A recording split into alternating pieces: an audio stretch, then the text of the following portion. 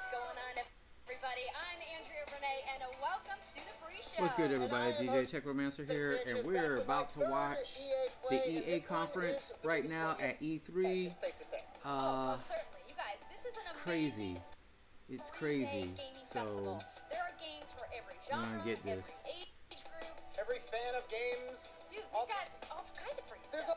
all kinds of stuff. There's not even just games. There's trivia, there's prizes, there's a ball pit.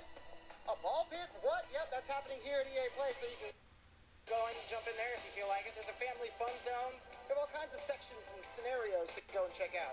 oh my god, I can't wait. Wow, there are literally thousands of people standing outside right now. But Jose, you said this was your third? Third. I've been to them all. Back in my day, the first EA Play was held on the Old West, and there was games that people wheeled out in horse and carriage. No, I'm just kidding. That didn't happen at all. But no, as I said, it's safe to say that this is the biggest EA Play. There's so many games a lot of people are excited to hear about. There's not only just the games, as I mentioned, there's 100 hours of streaming going on. I'm getting a little bit of a delay on the stream, so Jose, I gotta interrupt. sorry anyone if you're watching right now. This is just the My story stream you is were a little telling delayed. about being Originally, I wasn't gonna get on until actually the start of it, but I was I know. had to set up. I'm trying something new. I got my live chat actually on top of my stream. As you can see, I got the live chat box right there, so I can see your chats as you go live. So just a little bit. a little something You new. sometimes forget just how international. Plus, all of us are going to be probably like want to talk about like the games. It's all about the games right now. Like, oh, no, I love this time of year. It's a theater great. thing. Maybe. Oh, sorry. I don't actually. You know what I'm saying? It's not just the developers that are international. It's fans that have literally come from all over the world to check out the games that they're showing here at EA Play. Maybe even get a chance to play some of the games that they've been waiting to play. Well, Jose, I'm so glad you brought that up because I have a couple fans right here that I'm going to talk to. So I'm going to send you inside the fan fest. I'm going inside. You go. I'm gone. I'll check in with you in a little Okay, bit. good luck. All right, you guys. So, like I mentioned, we've got tons of people who have been lined up here in Hollywood, sweating outside in the sun. And we're going to talk to a couple of them. First up, we've got this very tall gentleman. Hey there, what's your name? It's Expert from the Dynasty. Expert from the Dynasty. That is a fancy gamer tag you have there. So what's the deal with this belt? So in my Madden League, when you win a championship, you got to show off your championship. Okay. So I got the belt, so everybody knows I'm the champ. All right, so he's got the belt, so that means you're obviously here to play Madden. Is there a particular part of the game you're looking forward to trying out most? I'm a CFM guy, so I can't wait to see what they did with the gameplay for CFM. But, of course, I love MUT too, so I know it's going to be an exciting year for Madden 19. I can't wait. Well, we've got some surprises in the show. We'll have a great time at FanFest this weekend, and we'll check in with you a little bit. Appreciate you. All right, so we got some more people here. Hey, guys. I'm Josh, a.k.a. So, Josh, I see you're wearing a Titanfall 2 shirt here. Are you a big Respawn fan? Yeah, I'm a big fan of them. I mean, the first and second game, especially the second game, I mean, they were just incredible, you know. The campaign for the second one was just like, it hit you in the gut, you know. Oh, absolutely. And you also have a dice lanyard on there. What's that about? I got this in Dice Sweden. I won that Titanfall. that sweepstakes I love about me 2 some years Titanfall. ago. 2. Monster. I And wish gotta go I 5 wish days, Titanfall Austin's 1 was featured, like Titanfall and 2. Dice treated us Oh, like but you know what? fucking rock Doesn't stars, matter you know? because I mean, it's That so sounds awesome. good. I don't get to Yo, do if that. they announced I a mean, Titanfall they said, 3 like, it was, like, today, super I'd exclusive, and we lose felt my like- shit. we felt It would really be good that they great. let us in, you know? I love I can't wait Respawn to and see all the work that like, they've done I'm with gonna be playing Titanfall. Battlefield 5 today, I feel and like it's this one is of the gonna be better very crazy. companies It's that gonna- EA it's like has it's right just now. awesome, I you know? love I'm that really game. glad That I'm game is so here. much fun. Well, I think you're gonna love what they are showing. And I at love the that they press pushed conference. a lot of So the, I'm gonna let you like, go in and all enjoy right, the so fan fest yesterday I and was have talking a about great weekend, DOA man. and how All right, developers we need got to a couple do more here for you guys. uh, Look at this. paid, Look at you two a in your mixture of matching both jerseys. paid What are your and names? free content, Jacob, and that's what I liked Jacob about 97 on Xbox. Titanfall. They had a good mixture of paid content, So but clearly, also you're here to play free FIFA. content, and it was great. I'm ready for the kickoff, and I'm also ready for Ultimate Team as well. Yeah, what do you guys think about the cover star? Oh, it had to be Ronaldo. I was happy about All that. right, be right back. I gotta grab my drink. Ronaldo for another year. That's great. Don't worry, Back-to-back years. I'm gonna be Best here player in when the it world. starts. Had to be him. I mean, you know, there's a lot of other players that maybe deserve the spotlight. No, you don't think so? The best player in the world. Had to be Ronaldo. Oh, look at that! You guys are repping. That is amazing. So, when it comes to FIFA, are you guys your group of friends? Are you in the middle of the pack? It's okay if you want to lie. I would consider myself at the top of my friends. I mostly play Ultimate Team, so I'm at the top division. I'm on Division 4. I'm making my way up the top, you know, but at least compared to him, I might be a little better than him. I usually just like, you know, kicking off with friends, friendly matches. I'm not into competitive, but I like playing with my friends. It's a great game. There's nothing wrong with playing with your friends. Well, guys, thank you so much for chatting with me. Have a fantastic time at the Fan Fest today. We'll see you guys later. All right, everybody. So I am about to go check out some other stuff. So that means that I'm going to go see what my buddy Jose is up to. Jose, what are you doing over there? That's right, I am here in the Madden Mobile area, and now we're going to find out exactly what's taking Madden Mobile this year into overdrive.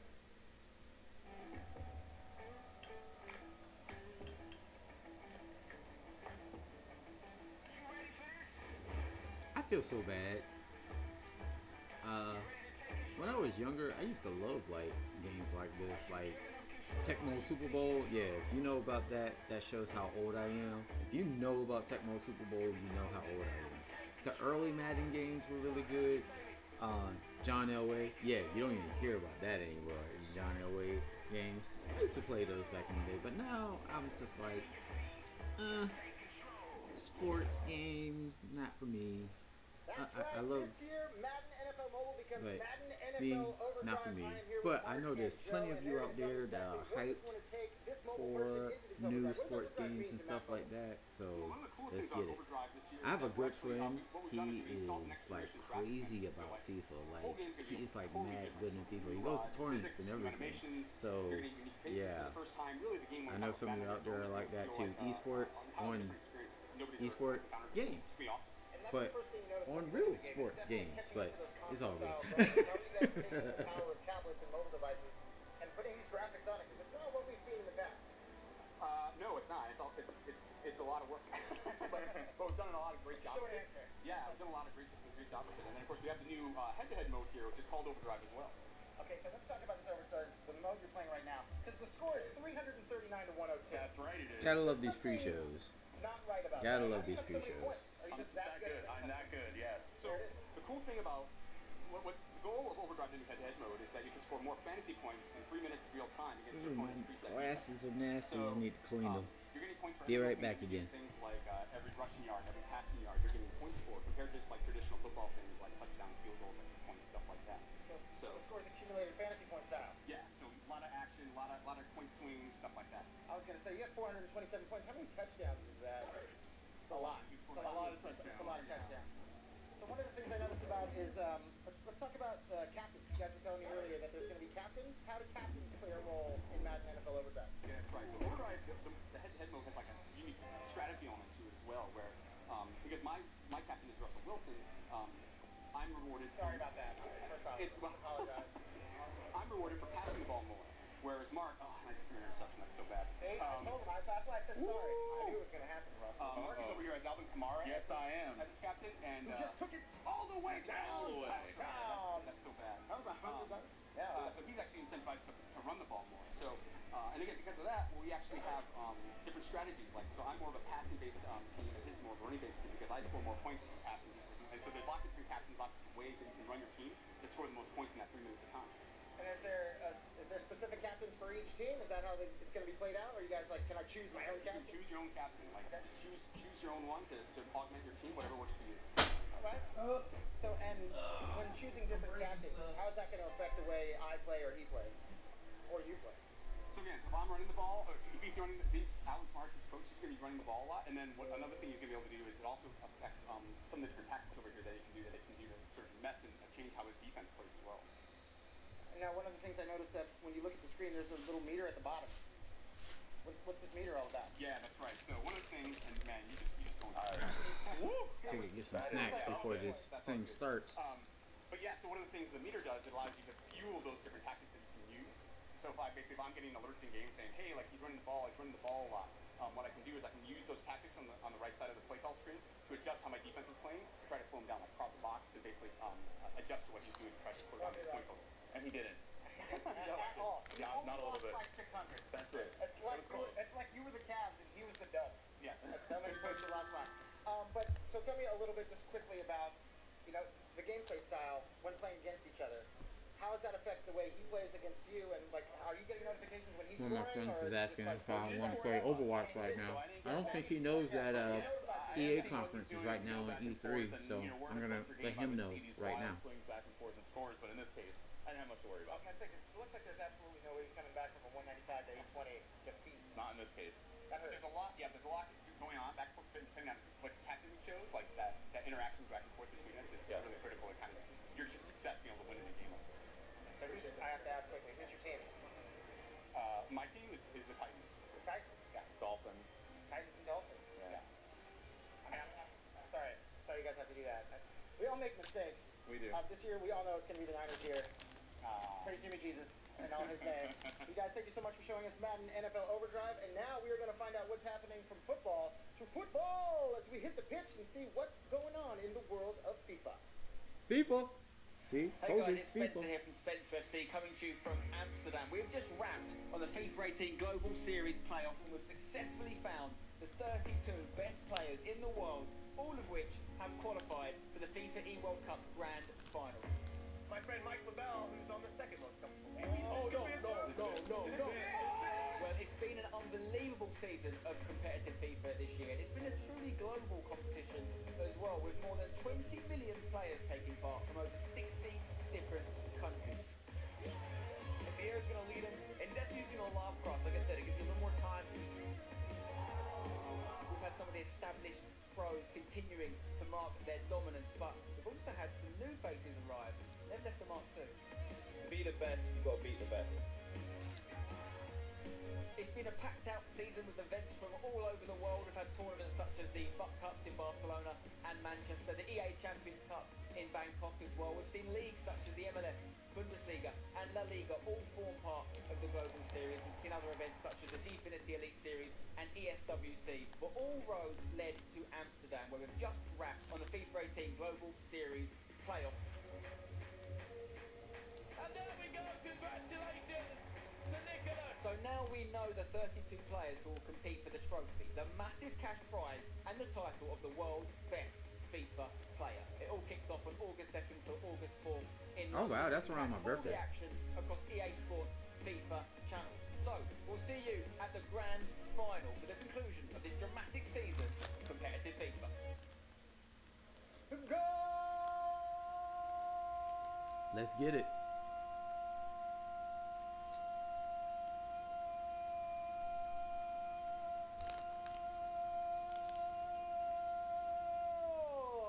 Here's a goal!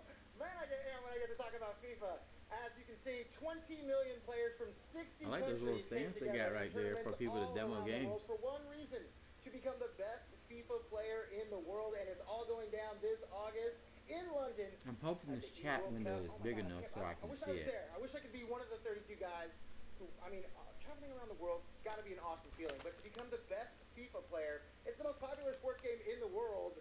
And now you can be the best player in the world. That opportunity could be yours if the price is right. No, I'm just kidding. If you're really good at FIFA, because 32 players from around the world again coming together in London for that E-World Cup to be the best player in the world, to be crowned best player in the world. Unfortunately, it's not going to be me, but I do know the best host in the world happens to be Andrea Renee. So let's find out what she's doing. Andrea. Ah, thanks so much, Jose. That's very kind of you. You may have a shot at FIFA Sunday. You just got to practice a little bit more, buddy. But right now, I am standing inside the Access Lounge here at EA Play. It is a doozy of a structure, you guys. And there's shade, which is amazing. And I've got the I need to go one year. I just need to go and experience it live one year. I've been following E3 ever since E3 was a thing. Yeah, so what's the story behind this? You were telling me that when you guys originally envisioned Access Lounge, that it was something completely different. Yeah, as you know, all of the planning from our team takes about a year.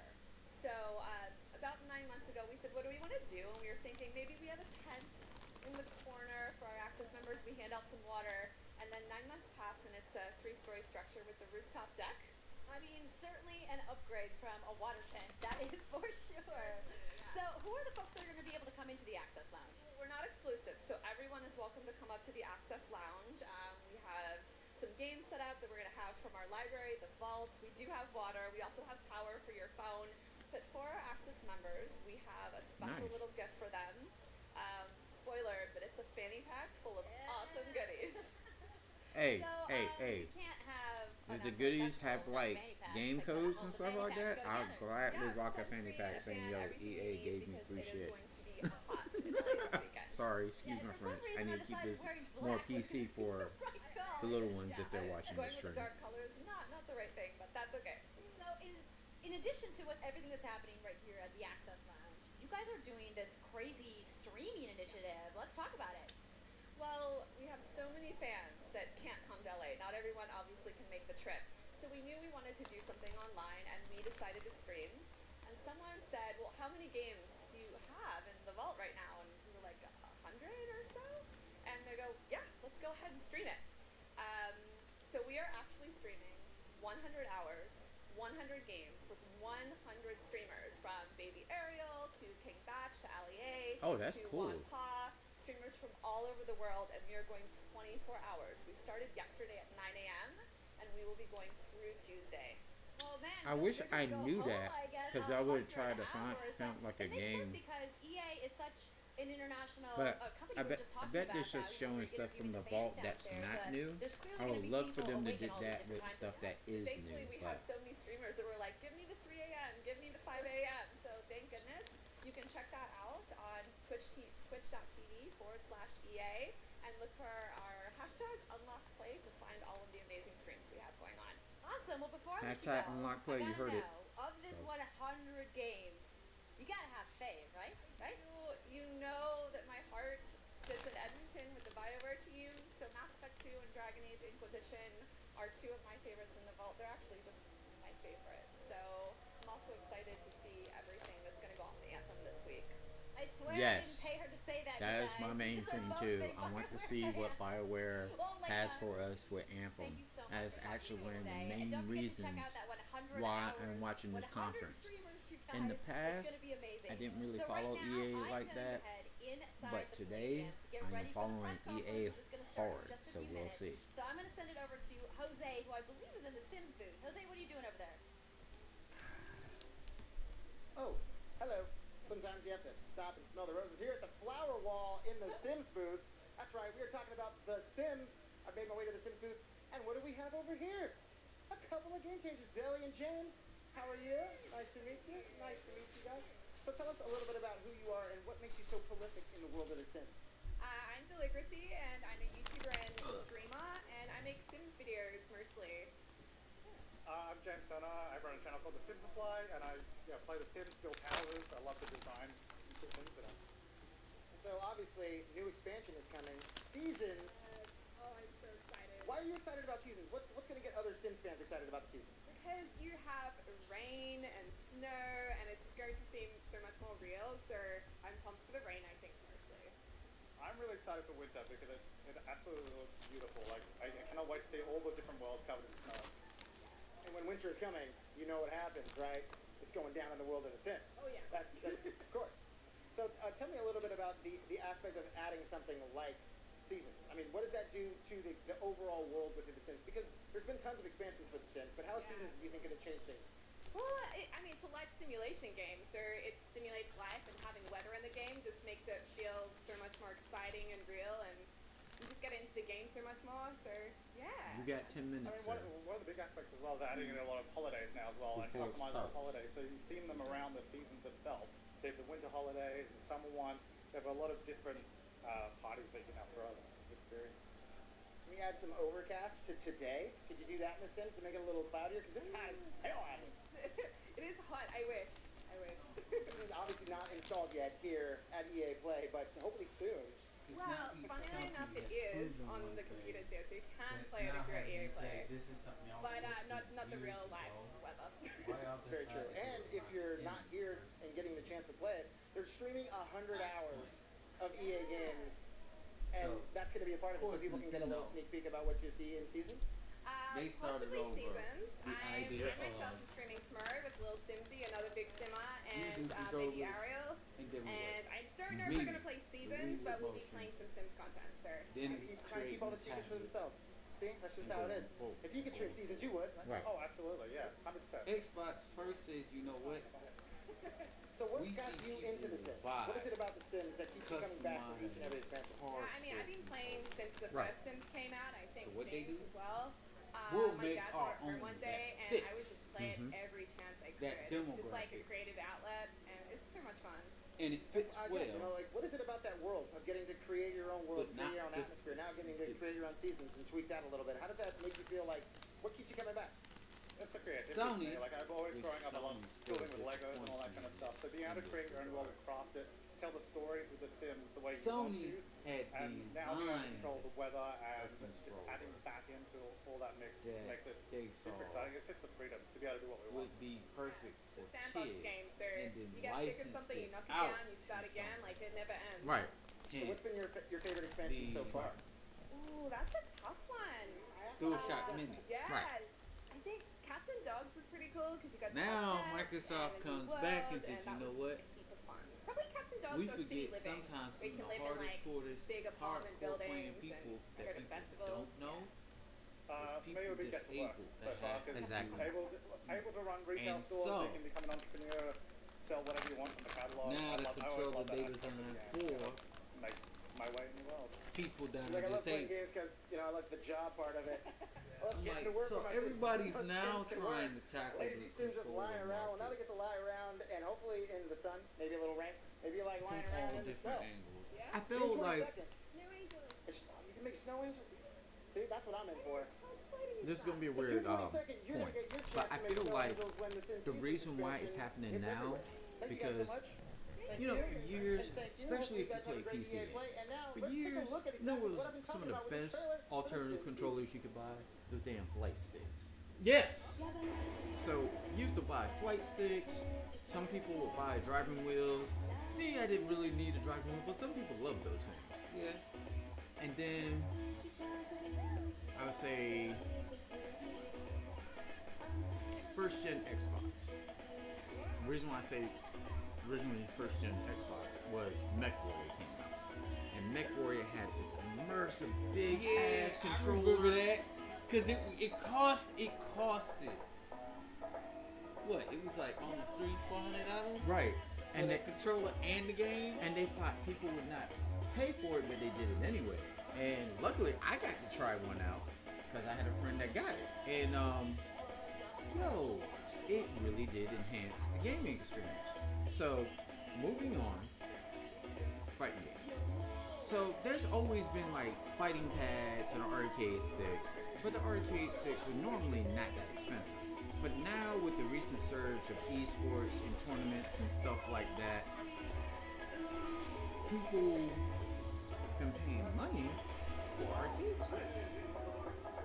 So I feel like with the surge of esports, a lot of people have been paying attention, especially console developers. They're like, wait, people are paying money for these controllers and stuff like that. So they're paying money for these controllers. That's why I found Shannon here. Why don't we just start making our own? And that's probably what happened. Now, Xbox is the smart one out of the group because they thought about, well, wait, Absolutely. who's Gaming the industry demographic opens up out such there a variety of opportunities that's also and careers hardcore? within Because the I industry. have That's what I love about plenty, it. Doesn't matter and I if do you want to meet be a plenty of developer, friends you that want are to be finance, disabled analyst. that play We video have all types games. of opportunities Some have for you, and arthritis, that's what we're here for. And some we're is to partner with you, help you identify what skill Sam's sets Club, align with your dude I passions knew. and career. He was Now, is that a tough gig to be a recruiter for Right. the video game played industry? Because it seems like also. lots of people love Right. video games. I assume a lot of people want to work in the games industry. How do you find and pick perfect I know spots for like people? anaplegic tell people people network that, who you yeah, know like in you the said, industry, one and then arm, make one sure you're leg, meeting new or people something like to learn that. from them as I know well. some people But for us, that we actually just want to they just engage have all a nub talent. There's so many on different one types of hand skill and, sets and levels that we and want to they include game into our hard. industry. So And I that's what feel makes it like diverse, the and we can have move, some great now experiences for that everybody. they're starting And to as a recruiter, how cool is understand it for that you to get people to come do to something like want EA Play certain and see things, all these people who are that's passionate about video why games and you might this even is be starting to hiring be a someday. resurgence Oh, and so stuff now. exciting. The vibe here is great. Now, I love the knowing question that we're is, surrounded by such now creative people Xbox and passionate did people it. about the industry. Will And it's just great to see that come into our Sony culture will and see what Nintendo, environments get well, pushed Nintendo in all already the got other like different teams. kind of like weird custom Now, you can be a controls, which is recruiter really good. For tons of things. There's tons of but jobs out there. What is it about Sony- the games industry? Sony that right is the now, perfect they're the place to be ones right recruiting now for? I mean, kind of 'cause like, as I said so, earlier, there's so many passionate people, but how different is it working within the game where industry are than it is in you some of the other in industries. the space of custom controllers? Because you're licensing out stuff, but you're not making your own. And see, that's what messes with me. Don't get me wrong. I will give them credit for the kick controller, the DualShock Mini. And what got you into But this y'all industry? didn't. I mean, again, Y'all tons of industries out there, designed but what is it, about games that brought you but into that instead of y'all making it, you licensed it somebody else to produce. Yeah. It's a dream come true for me. So I encourage that to So anybody. If you love gaming, it's still like, get but out there, go y'all to EA designed it, Careers, but y'all check didn't it make out, it. see what we have for you Yep. to potentially just be involved with. Like I said, we have everything from recruiting, HR, finance, artists, designers, programmers. We love every type of skill set. So that's all we have to do is go to ea.com/careers. EA.com/careers. Y'all need media check people? out our world, check out our locations across the globe. Shannon, thank you so much. I appreciate I'm gonna check and see. I'm gonna have Y'all an need awesome media time, people? and that's just one I love job the working that you get in gaming the and games media. industry, but perhaps playing video games is the job you want. That's right, playing the games. How about playing the games way before they even come out? EA has play testing available for you. That's right, you can be a gameplay tester. That means playing games months, sometimes years before they come out. I already do that now, so. To help develop that game and make sure that it's the I remember perfect back game in and the game day, you I want would it have to been be. screaming to be a play tester. I still want to be, but it's a lot more difficult than what people think it is. Yeah, especially for me, considering that I've done both playtesting as for a company and then playtesting when they have like these private betas and stuff like that, but they don't pay you. And being asked to playtest for stuff. Playtesting is very weird, and a lot of people don't understand this, but a lot of people, when it comes to playtesting, they like people that can reduplicate the error that happened. So a lot of, and if you're listening and you're a fighting game head, listen to this. They like getting people that play fighting games a lot to do playtesting because they say a lot of us, we pay attention to the situations and we're able to reduplicate it faster than most of our playtesters. So that's why I feel like that's why like when the first Destiny came out, they was like, hey man, we see you play a lot of fighting games. Here you go. Yeah, play this game. That's why they ask certain people to play test and beta test certain games. Now, yes, they like the masses to come out and test servers and stuff, but server testing is different than actually trying to find errors and bugs and stuff like that. That makes it so special and keeps EA coming back for each EA play. And then the other part is to be able to comment on what's good, what's bad, what needs fixing. Right. See, most will always talk about what's the grand, but won't be able to elaborate what's the era and how they do it. Dave Chappelle filmed this special here, so about everything in between. And then last year EA came in for the first time. It's one thing when the game makes it way too easy for certain things, and so now we have this but festival here. also when it's way too music, hard. great time. Exactly. Finding that perfect And balance. so, what is it about EA Play that excites you the most? Then again, some people say I'm a masochist. I don't care if it's hard. I'll keep tackling it, no matter what. I had some friends watch me play Neo, and they like, Bree, this is not my type of game. I couldn't play this. And I'm like, no, this is fun. I'm gonna keep going at it. But see, the difference is we've learned to play hard stuff. That is not a problem. When you say, Cole, play something difficult, that's not a problem. But at the same effect, to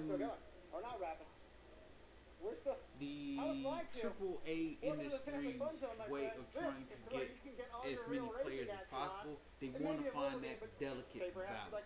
Yes. And it's hard to find that delicate balance. It is. Because if I had to even talk about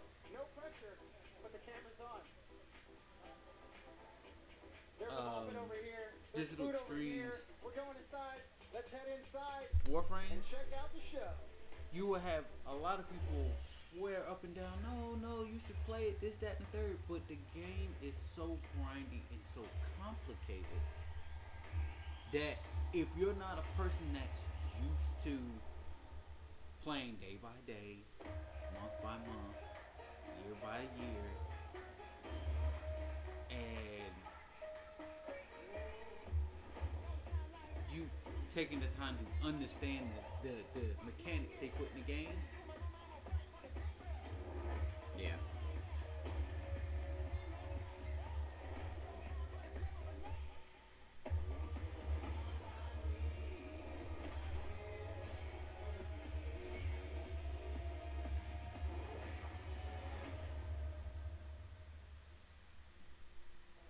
Alright, let's start it. Let's see what we get. Oh, that's cool.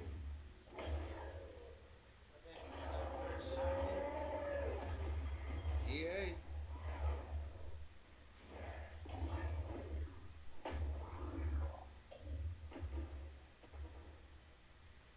Oh my gosh, how cool is that? So that was Anthem. We're going to talk about that a little bit later in the show. Of course, But it's your welcome baby. everybody You want to talk EA about it Play. last. I'm Andrea Renee, and while you might recognize me from the gaming community, I'm kind of a new face around here. So this year, EA wanted to change things up because they know that I'm both a gamer and a fan. So they invited me to come and host the show. And I think this year is going to be a lot of fun, you guys. I hope you're ready. Because we're about to kick the press conference off. But before we do that, EA Play is more than just the show you're about to watch. Right behind these doors, there is a fan fest outside, and it is huge this year. It's a full 3-day gaming festival where thousands of gamers can come and play games for free. Now, inside the theater here, there are hundreds of community members from all over the world who are going to be capturing, streaming, and getting their first impressions of the games that we're going to be showing off here today. But before we can get to that, we've got some reveals, of course. We're going to kick things off with a look at Battlefield 5 multiplayer. Now, I know Trevor Noah gave you the first look. Yeah, we can clap it up. Last month, but we've got some new stuff to show you today. Then we're going to move on to FIFA 19, and boy, do they have some big news, you guys. Any World Cup fans? You guys excited? Yeah, it's going to be awesome. Then we've got 2 new indie games to share, and then I'm going to come back towards the end of the show with some of my favorite developers to give you guys a nice, meaty look at Anthem. Sweet. And of course, yeah, we got the woos for Anthem. I'm into it. You want to do this with me? Well, wouldn't it be fun, you guys, if I told you all the secrets at once, right? Give him a break. He needs to just enjoy the show. So without further ado, let's get things started.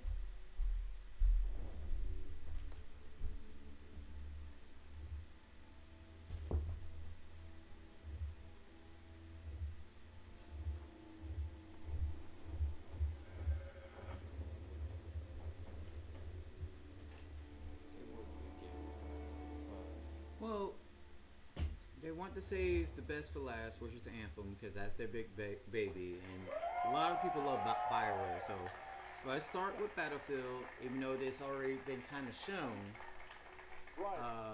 They want to show off more of the multiplayer It's been 2 weeks since the reveal of Battlefield 5, and you know what? It's been exciting. There's been a lot of speculation and so many brilliant remixes of a reveal trailer.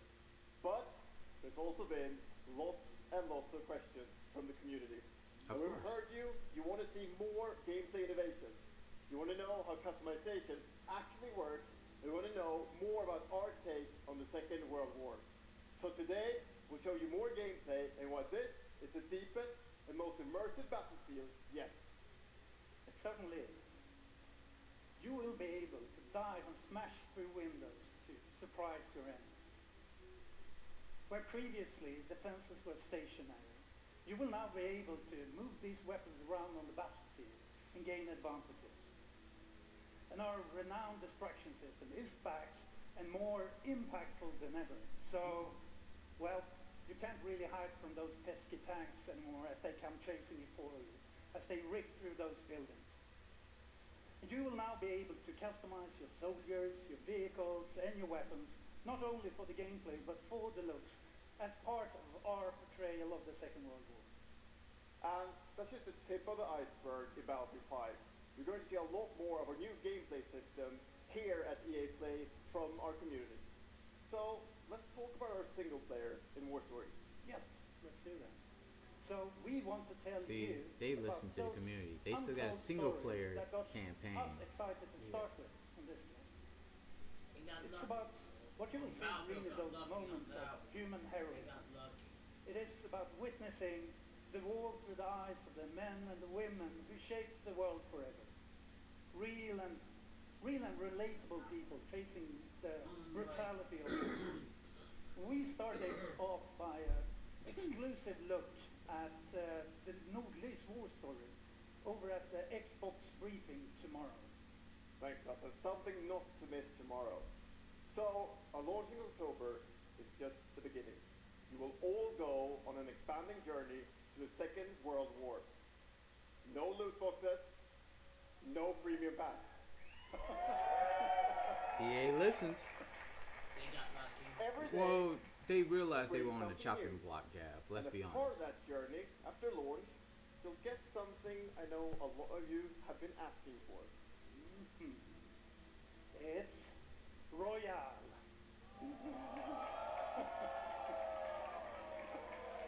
It's No. Royale reimagined That's for fine. Battlefield.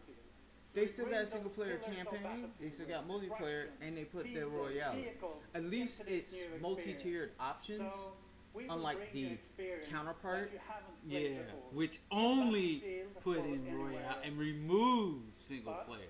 more about that So, later this year. I understand Battle Royale is a Time big to show thing, you what makes Battlefield so but special. It's the unmatched intensity I of feel a like, multiplayer alright, if you sandbox, have a game, and this time, I'll it's use, even more epic. Fighting across uh, multiple maps. let me and use modes. something like Borderlands, for Welcome example. to your next No, Battlefield experience. more Halo. And this I'll use is Halo your as an first example. look at If you ground had operations. single player campaign, you And still this had your time, firefight and all even that stuff, featuring music. and you threw in the Battle Royale mode, Yeah. a lot of people will be playing it, like Yeah. constantly. Constantly. Now, Battle Royale is not for me, but I see the appeal of having each one, because each thing appeals to a different set of gamer. It does. It appeals to different demographic each time. So I'm not against Battle Royale. Don't get me wrong. My thing is, but do you trade off one for another? That's the deal. Yeah, What happened I with feel Call like of you Duty. don't do that. Not unless you can come up with something really immersive and really cool that has intuitive gameplay better than Fortnite. See, what a lot of people are missing about the whole Fortnite thing is Fortnite has a cool cover aspect with the building and gathering materials and stuff like that. There's a lot of people that's doing Battle Royale that's regular war game based and stuff like that. And there's now a close range combat one. That one I want to try actually. I probably actually would try that because I like the idea of close range combat Battle Royale. Basically it's martial arts, and that one might be cool.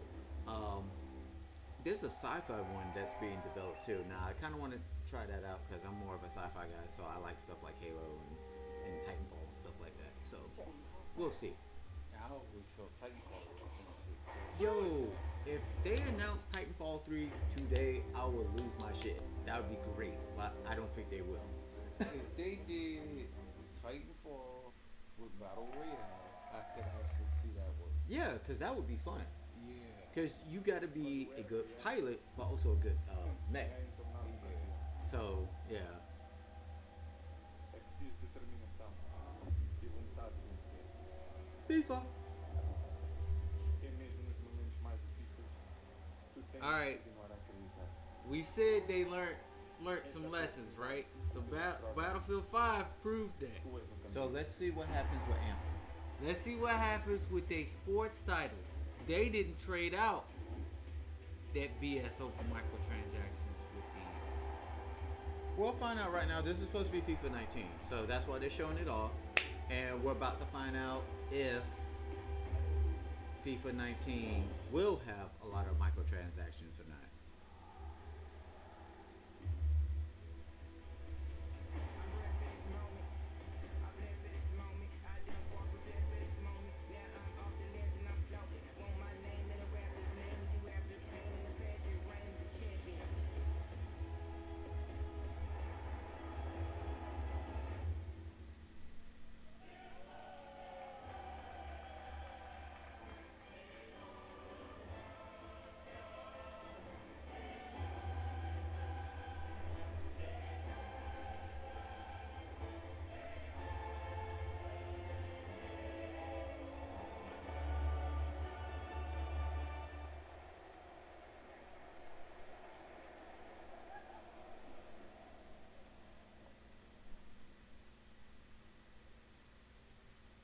the UEFA Champions League, the pinnacle of club football, where the world's best clubs compete, and icons of the game like Gerrard and Cruyff cemented their legacies.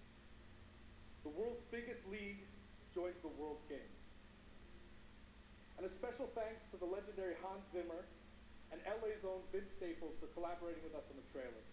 Oh, and I really love the trailer dope. because I it love me captures some our epic Hans Zimmer. vision for how the Champions League comes to life in FIFA 19. And Lena's going to tell you a little bit more about that. As Aaron said, the UEFA Champions League is an amazing addition for the game. It's where football's biggest heroes like Ronaldo and Neymar clash every year. And it's the place where champions rise. And you've been asking for this for a long time, and we are thrilled that it's here. And that's why we're bringing the Champions League across the game. It'll be an authentic Champions League tournament mode. Your club will chase this trophy in career mode. Alex Hunter will pursue Champions League glory in your story mode, The Journey, and in FIFA Ultimate Team, there'll be live and authentic Champions League content. And we'll share more details on that along with all our other Ultimate Team features later this summer. And all that's just the beginning. As you know, the heart and soul of FIFA is gameplay. And this year we're giving you the tools to control the pitch in every moment, from your tactical approach to the match to each technical touch. And we know how passionate you are about gameplay, so we've worked hard to shape and refine our vision for FIFA 19 with input from our community. From hands-on tests with beginners to detailed feedback sessions with FIFA pros. And we're going to be sharing a lot more about gameplay throughout the summer, but what I can tell you right now is that the quality bar in gameplay was raised yet again this year. So we look forward to everybody experiencing the game on the hands-on sessions this week. And also, of course, we're extremely excited for everybody to play it when we launch on September 28th. And that's our FIFA 19 news, headlined by the UEFA Champions League. But I just wanted to take a minute to pause and reflect. Standing next to this trophy is a little bit surreal. You know, growing up, there's two iconic trophies that every young player dreams of winning. And for your club, it's this one, the pursuit of Champions League glory. But for your country, it's this trophy, the World Cup. And with the tournament starting in just 5 days, we're excited for the world to compete for it in FIFA 18. As you can imagine, all of us on the FIFA team can't wait for the start of the World Cup. And we want to celebrate with FIFA 18 players, which is why we've just updated the game with a free World Cup experience on PlayStation 4, Xbox One, PS, PC, and Nintendo Switch. Oh wow, they But target you can take everybody. Ronaldo and Portugal to their first World Cup victory. Or you can write your own story with some great nations who didn't qualify this year. Or you can make a crazy dream a reality for your home country like mine, Iceland. Who would have thought that a nation of only 350,000 people would ever qualify? And you can feel their excitement.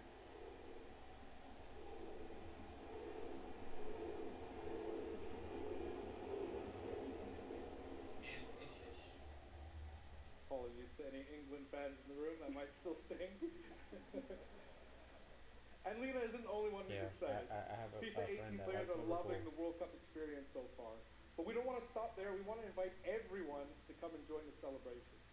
So I'm pleased to announce that for a limited time, FIFA 18 complete with the entire World Cup experience is available for a free trial on PlayStation 4 and Xbox One and on PC through Origin Access.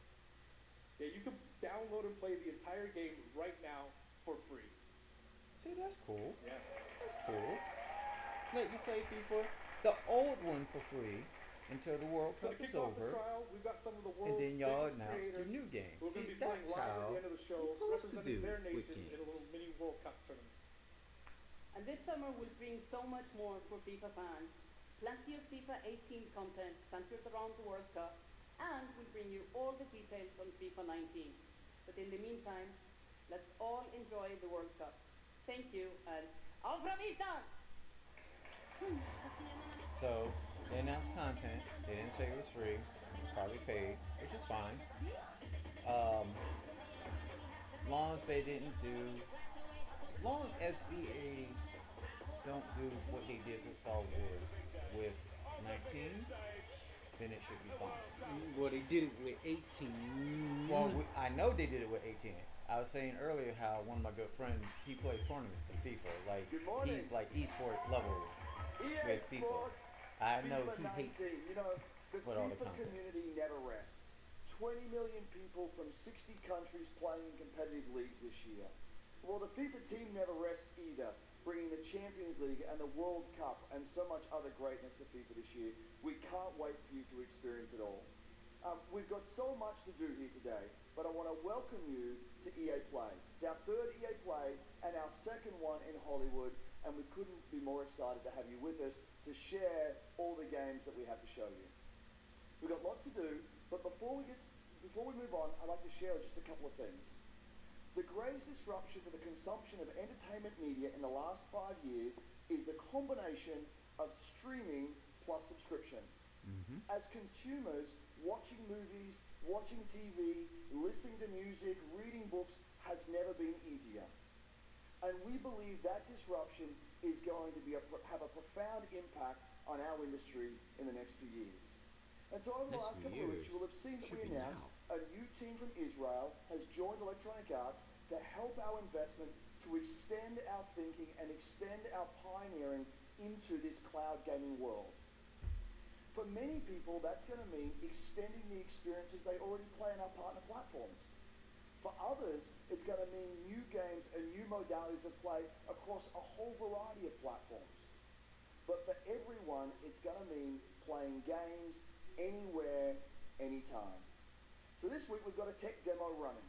All of our games streaming in HD from the cloud to multiple devices that you'll be able to try out for yourselves. Now, it's not quite ready for full market prime time yet, but it is a promise of what we hope to bring you in the future. Okay. The second part of that, of course, is subscription. And we started subscription a number of years ago, and many millions of you have signed up and experienced the joy of being able to have full access to a great catalog of games. Today, we're announcing Origin Access Premier. So 3 things you need to know about it. Origin Access Premier will bring you all of our new PC games, starting with Madden NFL, back on the PC for the first time in over a decade. Then FIFA 19, Battlefield 5, and of course Anthem. And there'll be many more titles in the years to come. Second, you get access to the Vault, our library of over 100 games from EA and other publishers. And third, it'll launch later this summer. That's a little later in the year, but if you want to get started right now and experience the benefits and joys of subscription, come in and play a free trial of Origin Access, our base subscription, this weekend. Thank you and have a great show. Didn't say price. No, it didn't. I'm okay with. Alright, so a lot of people, they will argue that, you know, oh, maybe they're going to show it right here, one membership. We'll see. About more and more subscriptions. But I'm okay with a studio doing a subscription-based service that also gives you access to their backlog, like what they're saying, what they're trying to do. So I'm fine with that. But if it's like what PlayStation does with now, yes, they give you a backlog, but it's only like the backlog. It's not really a lot of the new games. It is some of the new games. And you have to pay on top of that, top of Plus and all that. No. Hey, nope. everybody! What's up? So we're gonna have to look that up and find out how much they're gonna charge for that Mr. subscription. Vince Zampella here in the audience from Respawn. Respawn. What's going on, Vince? How you feeling today? Respawn. I'm feeling great. I love this stuff. Titanfall 3, please. I mean, someone's super excited about that man on PC, right? Yeah. So, you guys may have seen that Vince was tweeting yesterday, and there has been a bunch of speculation. So, you want to just get right to it? Sure. I mean, we're not ready to show all of our stuff yet. We're working on a bunch of stuff. It's amazing. The teams are kicking ass. But we wanted to bring a little tidbit. So we've been working with Lucas on getting the name and kind of the setting for what our Star Wars game is going to be, and we're going to Oh, a Star Wars game. Respawn doing a Star Wars game? I'll play it. I bet you the internet is going wild right now. That game originally got canceled, so now they're gonna bring it back? Fallen Order. No, Fallen Order. So Star Wars Jedi Fallen Order. Yeah, so it kind of gives you some idea that you'll be playing a Jedi. So does that mean I get to like hold a lightsaber? Yes. So Vince, you got anything else? Well, it takes place during the Dark Times. Trying to be a little vague here, but when the Jedis are being hunted, so it's going to be spectacular. Interesting. There's a lot of licensing going on with Disney right now. Like between which episodes is it? Between 3 and 4. Okay. All right. Between 3 and 4. That sounds like a nice time. You got any other tidbits? It's not a nice. It's a dark time. It's a dark time. Bad time. Does that mean it's gonna just be all dark and serious? It's amazing. All right. So I think people are now anxiously want to know, like, when can we play the game? It will be holiday of next year, 2019. Oh yeah, they're in early development. Sorry to dash any hope. No. But now that we know, we can set expectations. We're all going to get you amped up, and hopefully we'll hear more from you maybe next year. Oh yeah. Well, Vince. Okay, no Titanfall 3. Thanks for stopping by the show excited today. for the new Star Wars we game. do have a little bit more news on Star Wars, so I'm going to toss it over to Dennis.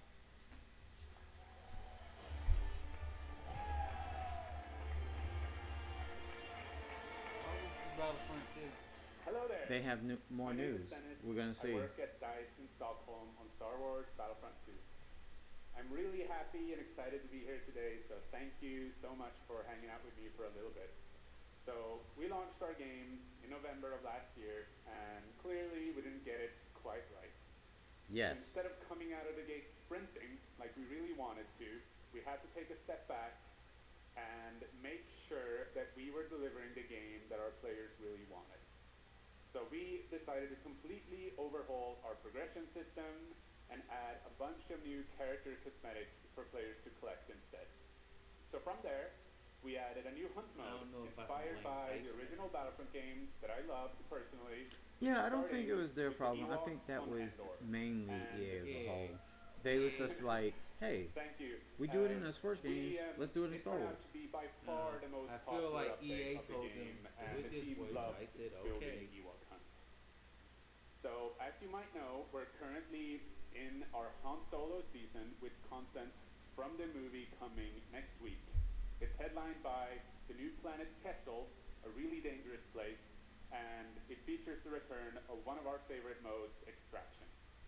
So looking forward a little bit, this summer we will be introducing a new squad system to the game, which will allow you to team up much easier and play with your friends. We're also adding a new Starfighter mode focused around dogfighting with your hero ships. Nice. And looking ahead a little bit more, we will also be delivering a new large-scale multiplayer sandbox experience focused around capturing command posts and attacking and taking out capital ships. But that's not all. We know that you have been asking for new heroes, villains, and planets from a certain era that features a very iconic Star Wars conflict. So I'm excited to confirm that Battlefront 2 this year will be going deep into the Clone Wars.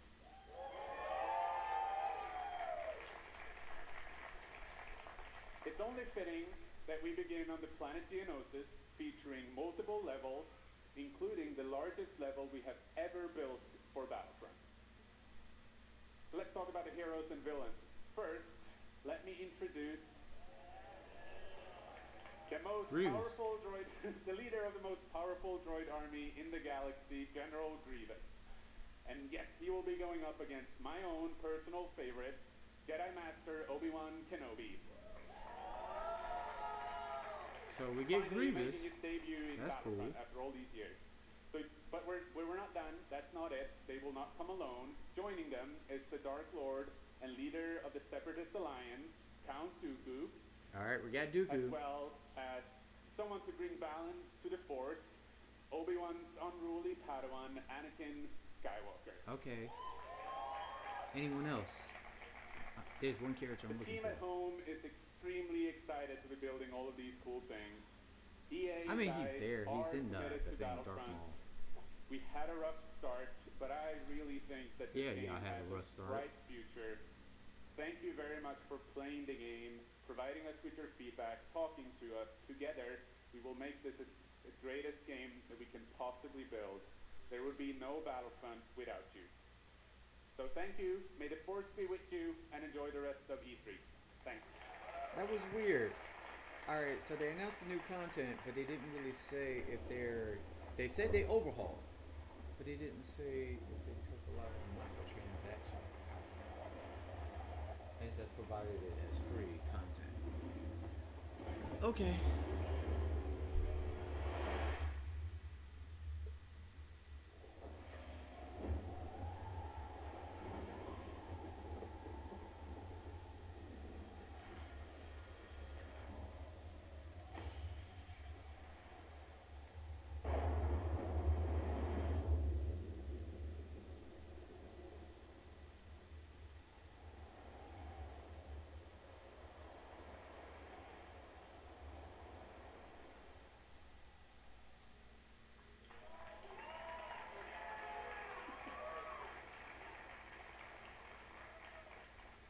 Hi, it's really good to see you.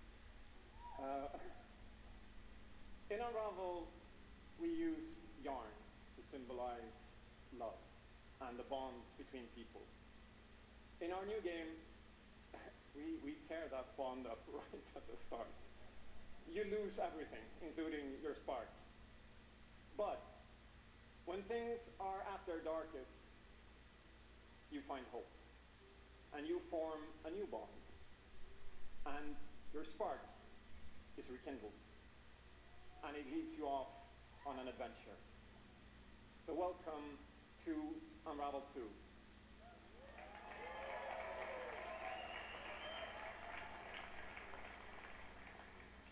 It's a game about fresh starts and second chances. These two little souls who refuse to give up and who build something new and beautiful together. And the whole game is inspired by that spirit of optimism and togetherness. You see, it's all made to be played with two characters. You can play it alone, or you can play it in co-op with a friend, but there's always two characters there, sharing one yarn and working together to get through this adventure. This game, it's quite different from the first. It's both friendlier and more challenging, but above all, it's a lot more playful. And we think it's a worthy successor. And I want to show it to you now, so I brought some help. So please welcome Michael to the stage. So our producer. Hi, Michael. And we're going to try to show you a little bit of what I'm talking about how you can play the game in co-op with yourself, essentially.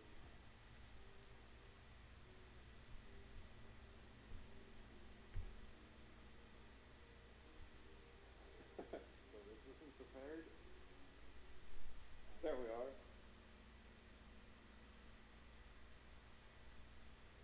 So when you're playing it by yourself, you can essentially pick up the other character and carry them along through the more fast-paced segments of the game. And we actually tried to include a bit more of those because we figured that since it's a co-op game, we wanted to have more like thrill and danger and kind of wow moments, places that were like fun and exciting.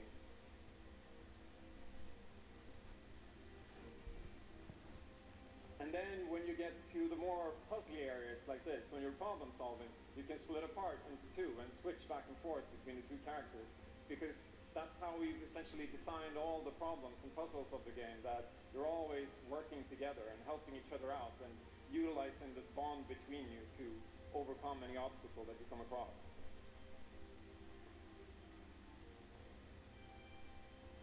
So I guess I'll jump in at this. So I'm going to be the red one. Okay, I'll be the blue one. I'll be blue.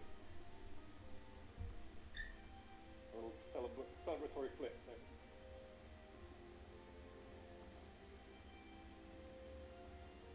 And the bird is back to us.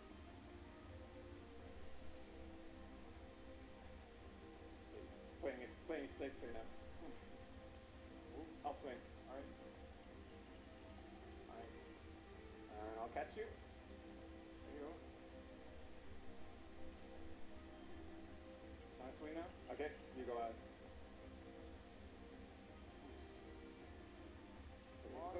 Oh. Okay, this is the scary part. Let's see if we can. Got it? Oh, very nice. Oh, Buster. Oh, sweet. Well done.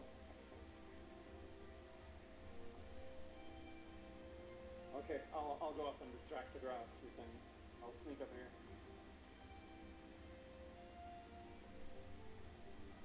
Okay, your turn. Yeah. Look at me. There you are.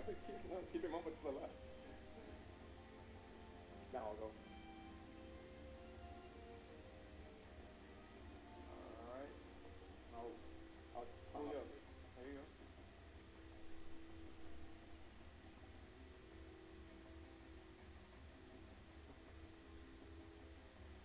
Now we can breathe again. Yeah, finally.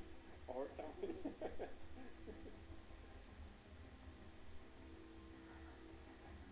So that's a quick little look at Unravel 2,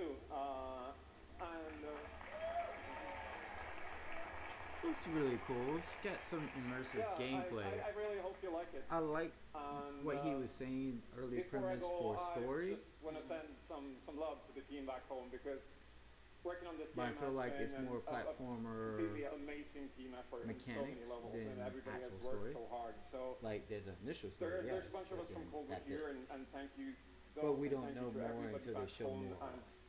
Well, usually with most platformers, that's usually the case. So.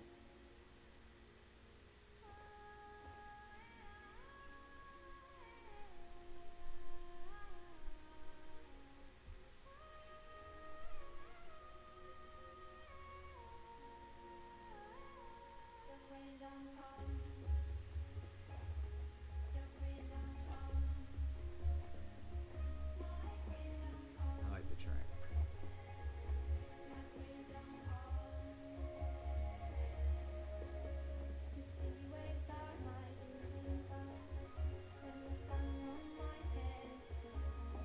Is that Ellie Goulding? Sounds like Ellie Goulding.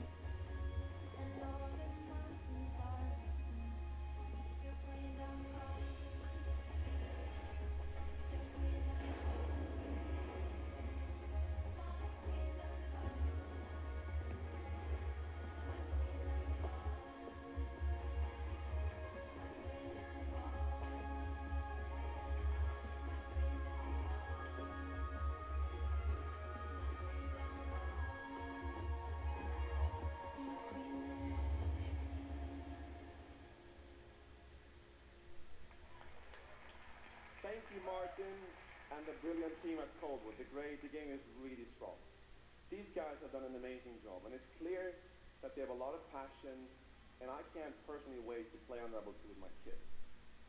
But what's even more amazing is that we will make Unravel 2 available to everyone today. Yep, you heard that right. You'll be able to take these two Yarnies on their next big adventure starting today. The game is finished, it's out.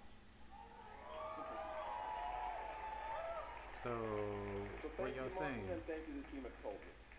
Back It's in 2015, free, or we started on we this get to journey with try the it original out and Unravel then you can pay to for seek it? out the most creative, independent developers and bring them into our EA Originals program. It's been our way of helping these creators bring their unique games to the world and to tell their stories. And last year, if you remember, Joseph Fares was up here on stage representing his team at Hazelight and The Way Out. And I think we all kind of remember that. And you might even remember him from the Game Awards as well. I think I did. Anyhow, in March that game caught fire. It's innovative, it's fun, and it's something fresh and new, and you all loved it. We saw over 2 What's that million movie players that in the was? first 2 weeks. And A Way Out. Yeah, was such cussing a up the Yeah, store. Yeah. Can never forget that dude.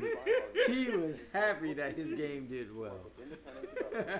He deserved it. Which leads us to our next EA Originals title, from a little game studio in Berlin called Joe My Games. When I met this team and I saw the game, I was instantly drawn to how personal the story was. It's one that carries a very powerful and important message, and it's unlike anything we have ever done. So please welcome Connie Gepper to the stage from Joe My Games to tell you more about Sea of Solitude. Sea of Solitude. Thank you, Patrick. I still remember during the pitch how enthusiastic Patrick was, and that afterwards, like, our whole team, including me, were super excited. It actually feels a little bit the same right now. I'm pretty excited, maybe a little too excited.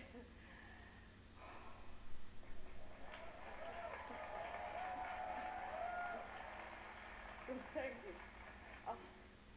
We are Yomai, a small indie game studio from Berlin, and we are developing Sea of Solitude, or SOS as we call it. The whole journey from Makes sense. Sea of Solitude, SOS. I like that. I like that. Good play there. Originals is simply amazing. Let me tell you more about our game. When humans get too lonely, they turn Hey, monsters. look what mommy did for you. This is at the core of everything you will see, hear, and hopefully feel while playing SOS. What makes this underlying concept so important and so unique is that nearly every human being can at least somehow relate to or remember the feeling of being lonely. In my case, I started writing the story when I felt the loneliest in my life. I think as an artist, you process your emotional world by letting it out and putting it into your art. I'm still amazed how like the concept seems to just float out of me like right into the hand and onto the paper. I think this is also why so many people can instantly connect with the game, because it's not a made-up story, even though that it takes place in a fantastic setting. In SOS, we try to show how people experience different kinds of loneliness, but also how outsiders, friends, and families see those who struggle. We achieve all this in playful ways, so that players who want to simply enjoy a fantastic experience can do so. But players who wants to look a bit deeper can reveal a whole emotional world beneath it all. Sea of Solitude is about a young woman named Kay who is suffering from such strong loneliness that her inner feeling, the darkness, the anger, the hopelessness, worthlessness turns to the outside and she becomes a monster. The game is about finding out why this happened to her, but also how to turn her back into a human. Ultimately, the goal is to bring all those emotions into balance. Some needs to become bigger, some would be better off a little smaller, but to embrace even your destructive part or your self-doubt in the same way you embrace your joy or your hope. This is what being human is all about. And that's what our game is all about. Thank you. Is this real? Alright, come back, little one. This world that I live in is empty and cold. The loneliness cuts me and tortures my soul. Art style is really cool. I like I'm it. no child of destiny and no fortune song.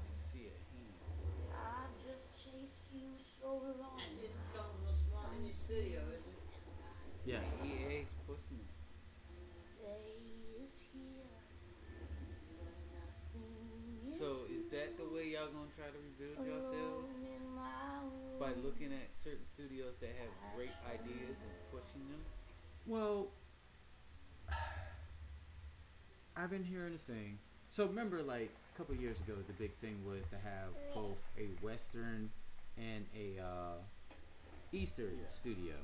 So now the big thing I'm hearing now is companies are trying to have both Western, Eastern, and an indie studio. They're trying to just amalgamate all three into their studios. Be ready, because we're coming at you with the squad. Say it how you want. Trust the process. Run as one. You know what? I didn't even ask how that last game went. As long as you hold the court. Oh, if you want to know, I'll tell you right now, since we got basketball, them happening.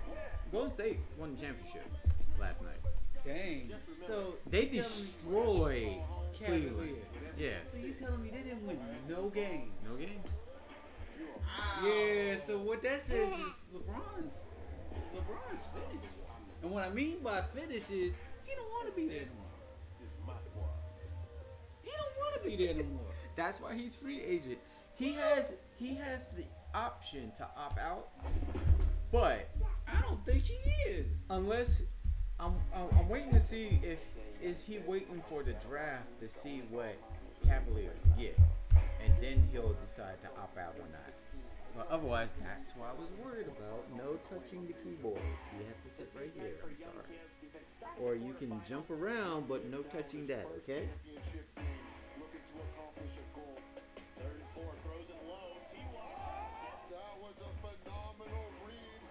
What you want to do? You want to sit here and watch? I hate losing way more than I love winning. Oh, we have an incredible matchup. It's a rematch. The Madden Championship belt.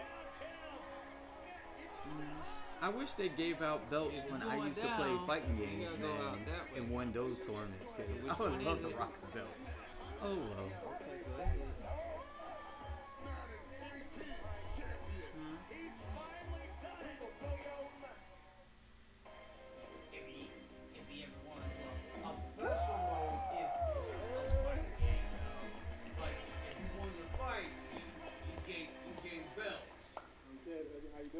Been good. You still coming from that butt whooping? Wow, already starting. Hey, hi everybody. I'm Juju Smith. Fight the balls in the area. As you guys can see, King of Touchdown celebration. That's pretty fire. I like that a lot. As you guys know, this is Young Kid, Madden 18, Madden champion. Like, give it up for Young Kid, y'all. Give it up. Extras, you get Young Kid. Trophy. How has it been, you know, your success and your path, you know, to where you're at today? It's I've always been a competitor. When I was in high school, I was playing baseball. I hurt my arm, so then I picked up Madden. And at first, I was really bad. I was getting blown out online, but I kept at it. Started playing video games. Eventually, I made my first tournament, but I had a big decision. It was the same time as my graduation. What are you doing? Wow. Okay. So the key to be the #1 player in Madden is the first arm in baseball. No. That's #1. Number 2. No. You said you had to go to your graduation or go to the tournament. So what did you do?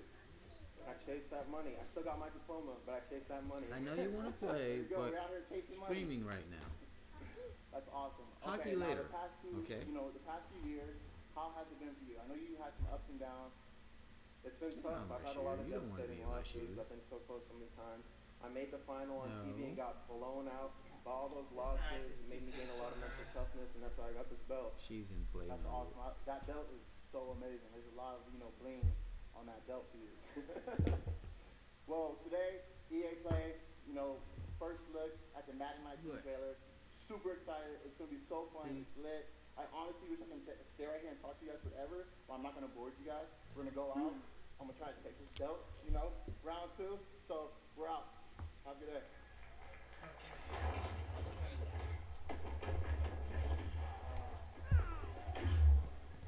Your whole life to get to moments like these. To the very top of the mountain.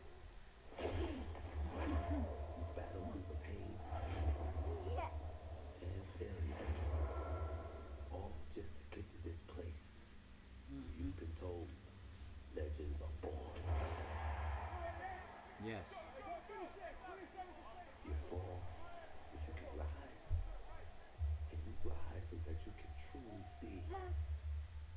See that it was really never about reaching the end of the road at all, but about all the moments that got you here.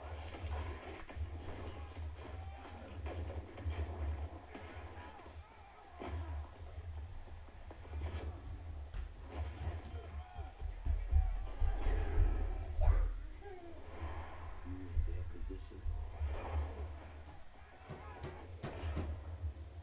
Would you let the moment define you? Or will you define the moment?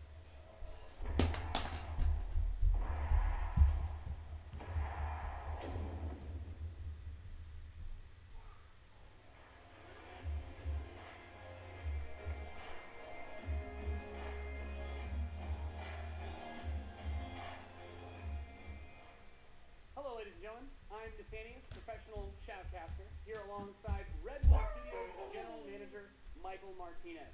How you doing today? I'm super excited to be here. Yeah, we're going to do this presentation a little bit differently and give you your first look at a brand new mobile game in a live winner-take-all head-to-head match.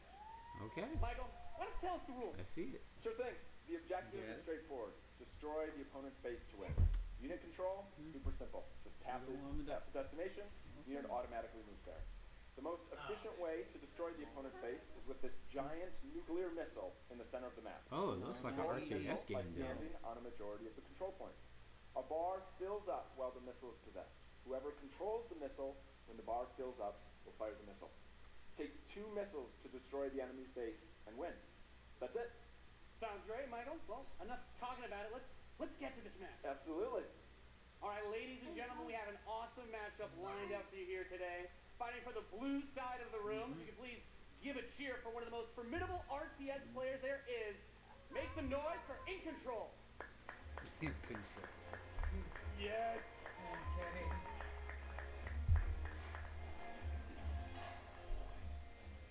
His opponent, fighting for the red side of the room, a competitive mobile gaming phenomenon. Please join me in welcoming to the stage Nick at Night.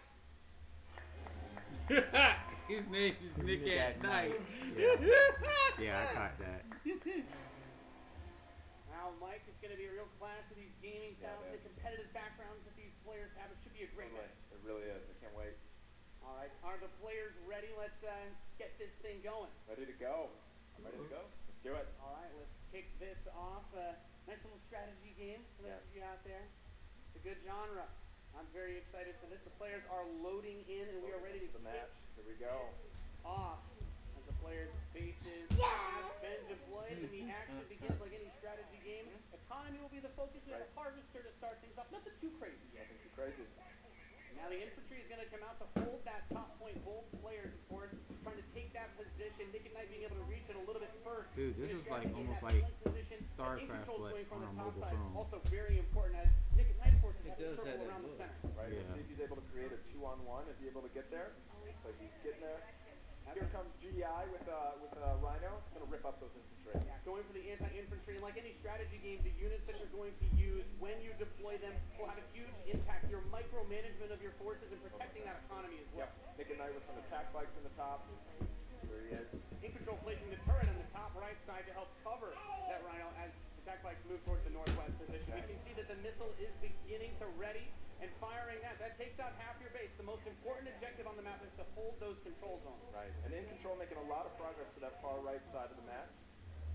He's done a great job of holding that down with the turret, and now he's redeploying his vehicles to the south side, bringing out more infantry to deal with the attack bikes. And as that economy ramps up, of course, we're seeing bigger, more powerful units come out. We have there the drill pod coming in the left side to help There it flank. is. Putting in some flamethrowers. Right, absolutely. Again, those are going to tear through those infantry. Yeah, and In Control brings out his first tank.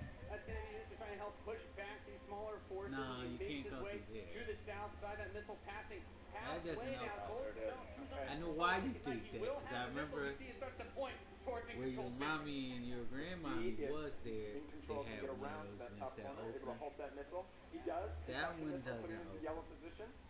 Very important, of course, blocking the pathing of those units is another big Where's factor your in the caca? strategy. Holding those locations is Look so at it. crucial as In Control begins to secure the northwest spot. Another tank's going to come out from Nick at Night to take it out, but now he's bringing out the Pitbull as well to help lock down that north position. This missile is very, very close to firing. Let's see what's going to happen. With another turret, in control blinks, he takes the top that missile, and then fires off. Wow. And Nick and Knight, one shot away from being knocked out here. You got as the plenty of next missile starts to caca. ready up in just a moment's time. In control is very heavy artillery forces doing a great job at taking control of the map. Yep. Don't say bye-bye to me no more, because you don't keep As up more with Nick and Knight's forces move up towards that north position, those harvesters, of course, very crucial, very important to protect those. As you're Hey, look. So you finally give it to her, right? First thing she do, hand it to me. Yeah. Nick and Knight is trying to get in there, but there's a great turret placement from in control. Yeah, we can talk from this distance. You looking at me shocked. Like we can't have a conversation. Yeah, bringing the amazing damage to the infantry, help to clean that out. Meanwhile, 2 more tanks coming out. I will say this looks actually a lot of fun. It does, and this is mobile, and like you said, it still hits me as StarCraft.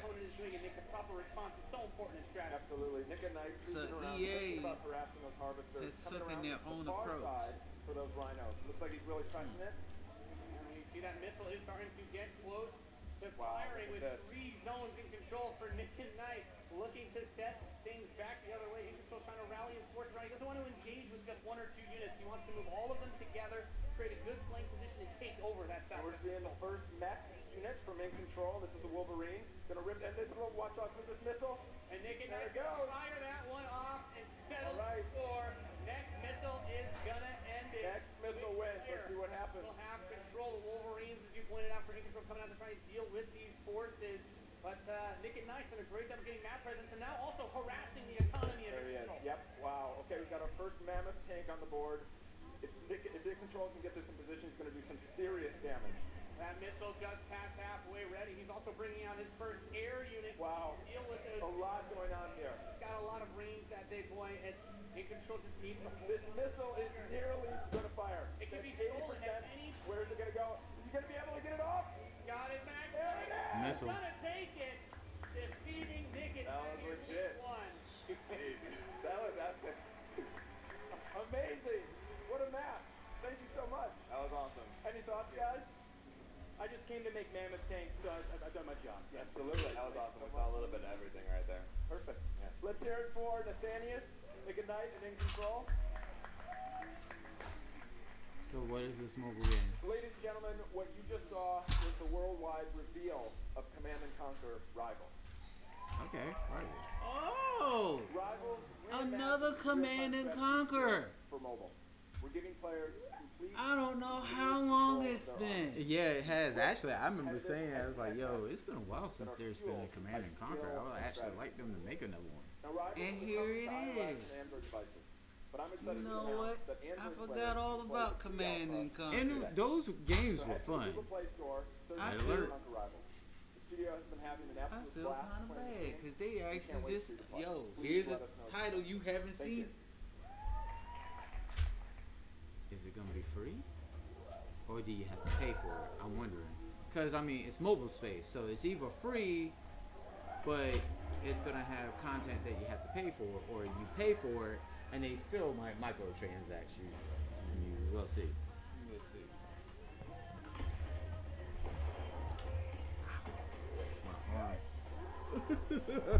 Oh yeah, that's right. I haven't did my exercises for today. I gotta do my pull downs. I did them yesterday. I didn't do them today.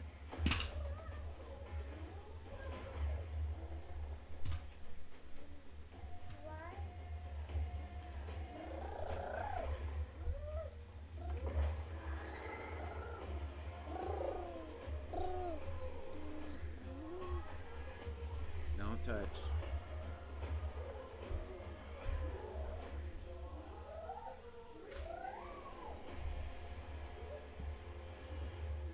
Conquer rifles. So now the question is it going to be both iOS and Android, or is it just one platform? Now, before we close the show with a spectacular epic anthem, I guess I can look that up right now on my I'm blessed to be able to work with some of the most creative people on the planet who come to work every day to create amazing entertainment. And what I can say about all of those teams, and what I can say about us, is that we are always trying to learn and listen and strive to be better. And so, as you look at the 10 experiences you're going to see today, and as you play games this week, there's some things we hope come through. First, that at the very core is choice, is that you as players get to choose how you play, what you play, when you play, and what devices you play on. That in making those choices, you feel you are treated fairly, that no one is given an unfair advantage or disadvantage for how they choose to play. That for every moment that you invest, we know that you put so much of your life into the games we make, and that for every moment you invest, you feel like you are rewarded and you are given value for that investment. And most importantly, that the games are fun, that we move past the grind, and that these are experiences that truly enhance your lives. And so, as we think through all the things that we're trying to do, know that we want to be better, and that we want to make great games. And that as much as we love making games, and as much as you love playing them, there's something that is even greater that we can do together. The power of this community when we come together to do amazing things is profound. Last weekend was the 3rd year of our Play to Give program, where we show the world how the power of play can be a positive force for social impact. Millions of you out there participated in 9 in-game challenges in our games, logging millions of hours in support of Play to Give. And to celebrate that, we contributed a total of $1 million to 3 charities that share our vision for a more inclusive world. A world where representation and equality are not something we strive for, they are the standards. And where bullying and exclusion are not an everyday threat. These 3 organizations, the United Nations He for She, PACE's National Bullying Prevention Center, and Ditch the Label, an anti-bullying organization, all are doing great work, and we're proud to support them through Play to Give. And thank you for your support. Thousands of us at EA and millions of you together doing immeasurable good because we love games. Thanks for being with us, and thanks for the incredible privilege of making games for all of you. Now, without further ado, let's take a look at Anthem. Here we go. The main reason why I was here. The gods vanished. They're big and left our world in chaos. Creating, altering, destroying. The anthem is all that remains.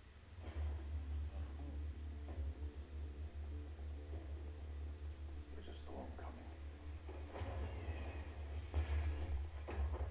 These walls can't protect us forever.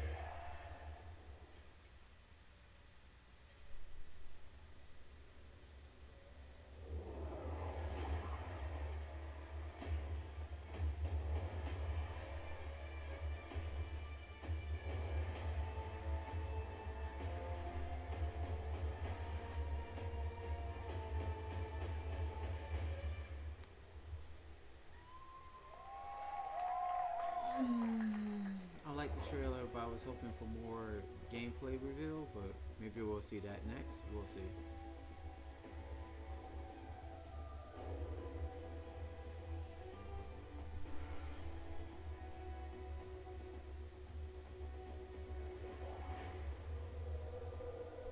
How cool was that trailer? You guys have seen it a couple times, and it's so cool every time I see it. So, I know all of you, like me, have had tons of questions about Anthem since last year because we're all BioWare fans. So we're going to do something a little bit different for the rest of the show, and we're going to take a deep dive into Anthem. So I'm going to bring out some members of the BioWare team to chat with us. Ladies and gentlemen, please give a warm welcome to Casey Hudson, Mark Dara, and Kathleen Roussard.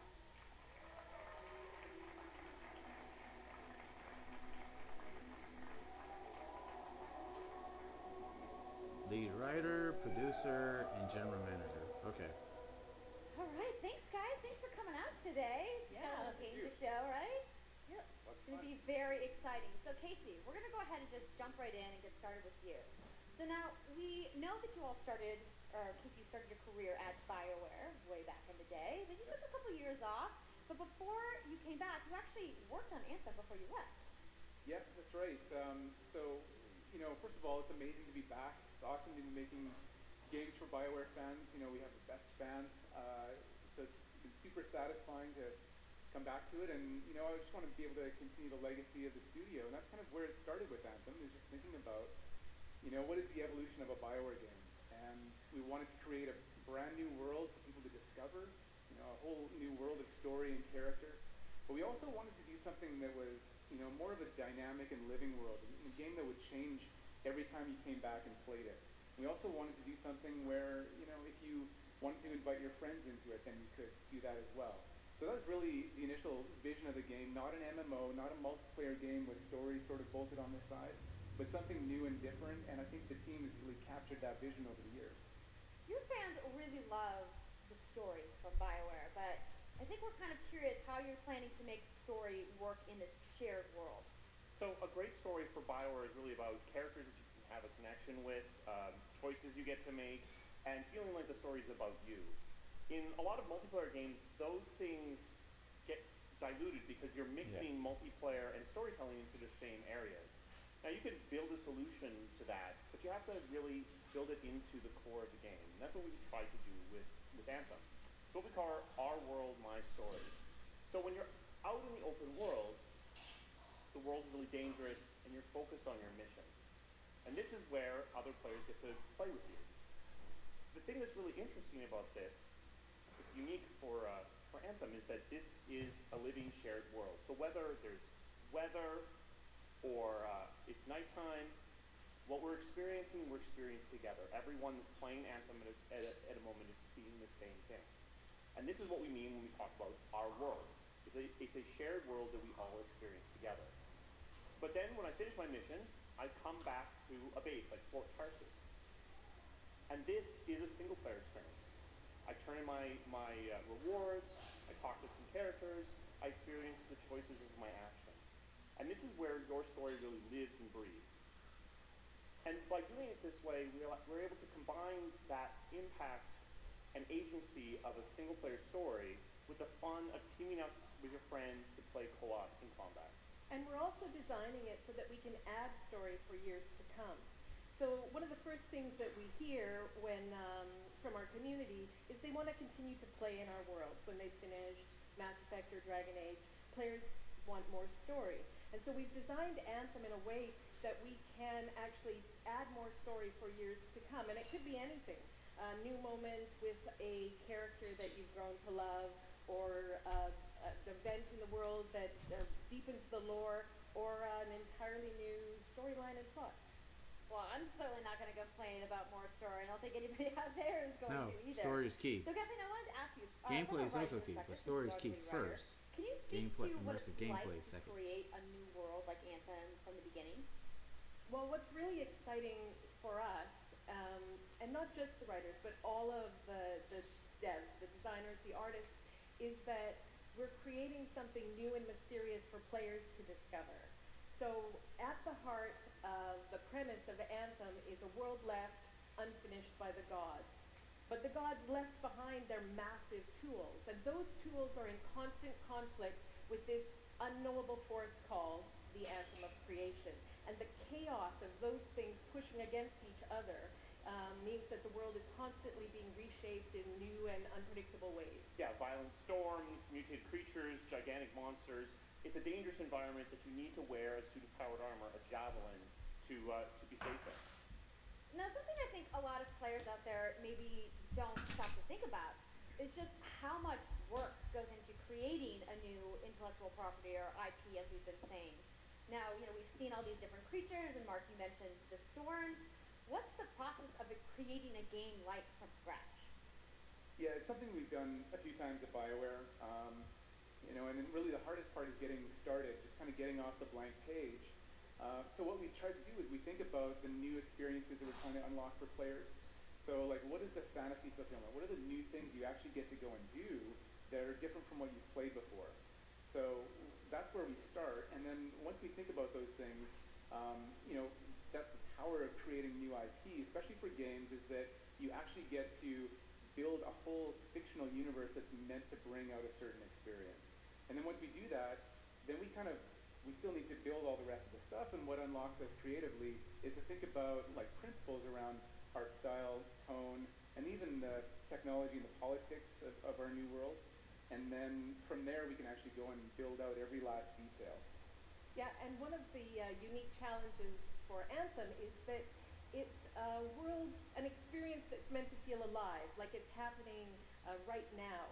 And so the world is always changing, whether the storms, seasons, and yeah, it's a really great concept to write for, because what it means is it gives us the opportunity to drop into the world almost in real time, a dramatic event that changes the world for everyone. And that could be anything from gameplay to lore. I mean, all of the moving parts in the dynamic world sound really cool, the way that they sound like they're going to come together. But even though there's obviously a lot going on, it really all comes back to your character. So let's talk about who we're going to be playing as and why we're fighting these crazy beasts. So you are a freelancer, uniquely skilled to pilot these Javelin exo suits. And you need those suits to survive and fight in this world, because the world will kill you. But on top of that, our ancient rivals, the Dominion, they've discovered a way, they think, to weaponize the Anthem of creation, and so we need to stop them and protect the free people of Tarsus. Now, I've heard you call this power armor a couple different things. Is it a suit? Is it a javelin? Like, what's the canon term here? We call them javelins, and there are 4, and they each have unique abilities. There's the Ranger, and then there's the Colossus, the Interceptor, and finally the Storm. Cool. Yeah, so each javelin gives you a different way to play the game. But the thing to remember is, like Catherine said, you're not your suit. You are a freelancer, a pilot, which means you can decide which suit you want to use based on your mood, based on the mission you want to engage in, or the javelins that your friends are using. So really what this allows us to do is we built the suits to look like they're built from the materials of the world. So they each have their own unique abilities. So let's take a look at the Ranger now. The Ranger is a more generalized suit, able to do a lot of different things. Really designed for up close and personal combat, one-on-one for the most part. Really? The Colossus is heavier, more specialized, but able to really pack in big weapons that let them devastate the battlefield. Nice. I'm just going to say the Storm looks like it's going to be my favorite. I'm sure you guys out there are picking your faves right now, too. So the javelins are awesome, but we're going to take a couple questions right now. So Casey tweeted, some of you gave us seen, 3, but they only showed gameplay, too. People out there to send us your questions. And the first one is going to be from @Nicole, who asks, as a player who is all about making their character their own, what kind of customization options will be available in Anthem? Yeah, so we really want players to express themselves, both through customizing the way their javelin plays, through gear and weapons, but also being able to personalize the way that it looks, both through paint jobs as well as changing the actual geometry of the suit itself. We want teams to be able to do this as well, and because you're going to be using a javelin for a long period of time, we really want you to be able to make it your own. I'm glad you brought that up, because actually, Jay Legato has a question connected to customization. Monetization. How, when, loot box, cosmetics? Yeah, so we are going to have some cosmetic and vanity items that you'll be able to purchase, but you're always going to know what you're going to buy before you spend any money on it. So no loot boxes, no ability to pay for power. So that means no ability to spend money on gameplay advantage at all within Anthem. But even more important than that, we want to make sure that Anthem is an immersive experience that feels like it's complete from the get-go. So that means the main story, the big open world, and an ongoing service to provide new content for a long period of time.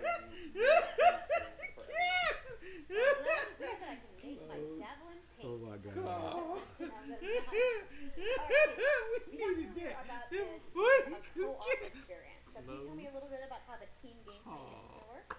Yeah, it really is about, you know, the fun of teaming up as a team of superheroes and working together. So you want to get a few people together of different classes. So, you know, I think here we're going to see the Colossus, just hammering people on the ground in gameplay. We can have a look at that.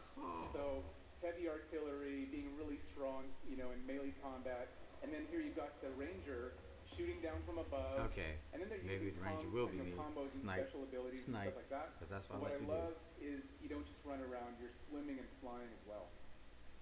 So it's interesting because at the Snake Tones wants to know, how will you balance multiplayer with single-player storytelling? So Anthem's really built around trying to combine the impact of having your own personal story with the fun of playing with other players. But we really want to make sure that that playing with other people feels like a choice. So for people that want to just experience the story, you're going to be able to do that. Now going out into an open world like this, by yourself is going to be a little bit more challenging than the team of 4 people. And we've really tried to balance the co-op experience to be fun even for people that don't normally engage in this kind of thing. So I really hope that everyone at least gives co-op a try. Okay, that's good to know. If you want to roll solo, you can, but it's just going to be a little bit more difficult. Well, I know you all are on the edges of your seats. How about we show a little gameplay? Yeah? You guys want that? All right, so Kathy, I think you're going to set this up for us? I will. So, you and your friends have decided to play a mission called Scars and Villainy. The Scars have put together an acid-based super weapon, so you got to take them out. So you start in the Strider, which is like a giant walker, and it's your forward base of operations. You have a conversation with your crew, Halleck, Faye, and Owen, and you'll hear Owen. He's going to talk us through the mission as we experience it here. And yeah, then you just get into your Javelin suit and you head out with your friends. All right. Well, thank you so much, Mark, Casey, Kathleen, for talking to me about Anthem today. We're going to go ahead and roll the gameplay now. Enjoy, everybody. Roll that gameplay, please. Please. Yes, sir.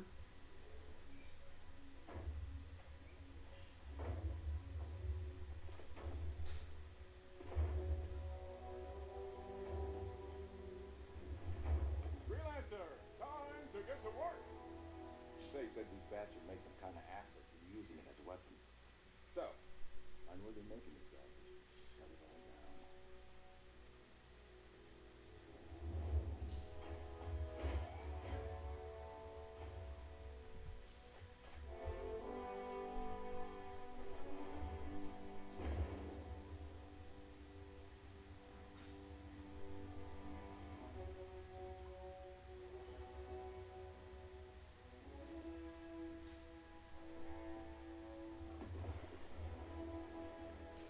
Owen, what's the plan here? Picking up loads of scars nearby.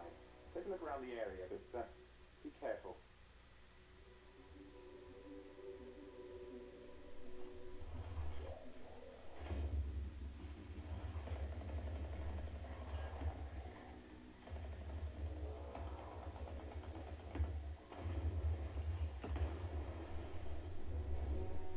Right. Checking out the scar cam some more. Look at all the weapons! Oh, and the turrets! Better move quickly.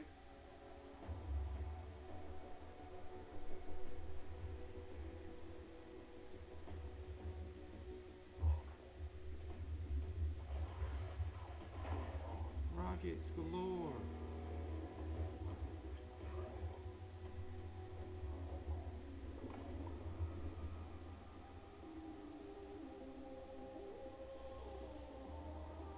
Have hit one front.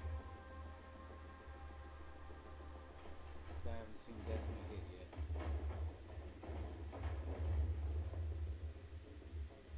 Could be a plus, could be a minus.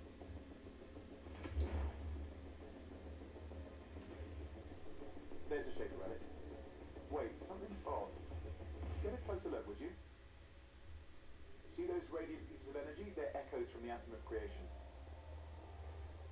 Loads of scars nearby. Be careful.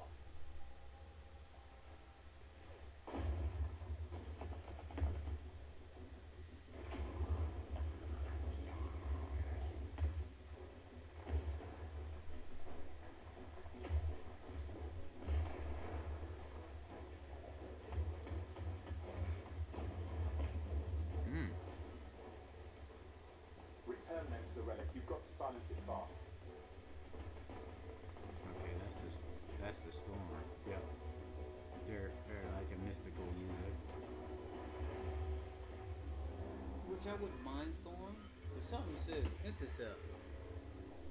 Interceptor is probably like. Disaster reverses. Do you think we get a bonus for? I'm thinking that's stealth. Yeah, I'm thinking that is stealth. What the hell was that? I think that was whatever laid all the eggs around here. The sound came from below your position. Big boy. On the plus side, this definitely counts toward hazard pay. There's a trail of this acid gunk leading down. Follow it, and we should find the source.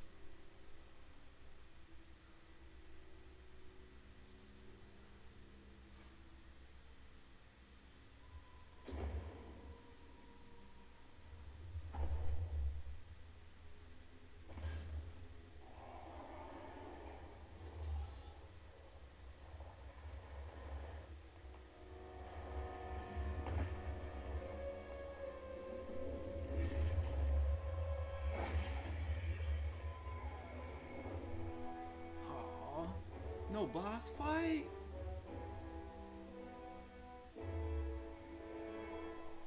How cool was that? I'm so hyped, you guys. Yep, and that was actually just a short version of the full demo that we brought here to LA. So if you want to come by the Anthem Theater here at EA Play, you can check out the game live. Okay, so they get to play it. Question on everyone's minds: when do we get to play? So Anthem comes out February 22nd, 2019. Yep, next year. On Xbox One, PlayStation 4, and PC. The mark your calendars, everybody. Fire up your tweets. Thank you so They much said again. March Thank you at to the entire first. Bioware team. I know you Now guys it's have up that to awesome theater February. outside, so I will see you guys there. All right. Give it up for Casey Hudson, I everybody. wonder what made them push it up. They probably hit some I also headway. want to give a big thank you think to so? all of the developers who showcased their games or today, and everybody working seeing hard what at Destiny their studios did. back home around the world. Let's Like give them we all a said, round we of know applause. this is their main competition. Now, some of what you saw today, I want you this. guys I have to wish wait they. to play. I wish I was Guys, there so I EA could play has the so demo. much But available I wish they would do right like now. Now, for those of you open beta before, before the you game can comes get your out. free trial Hopefully of they'll do FIFA that. 18 World Hopefully Cup they'll do that. today. And Andrew told us about the free trial of Origin Access. Yarny is back with a buddy in Unravel 2, which is also available today. Plus, you can take on your friends in Command & Conquer Rivals starting today as well. Now, that's a lot I of didn't see it on my phone yet. That's So I out guess today. we have to. Is anybody ready to You know go how down sometimes to it the is at E3. no? You gotta wait a couple of You're like, I just hours want to go and then outside you can. to Fan Fest. I get it.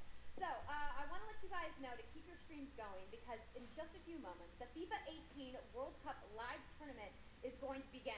I'm going to head outside and check out the games, but I want to thank everybody for coming down to EA Play today and watching the press conference, and have a great weekend.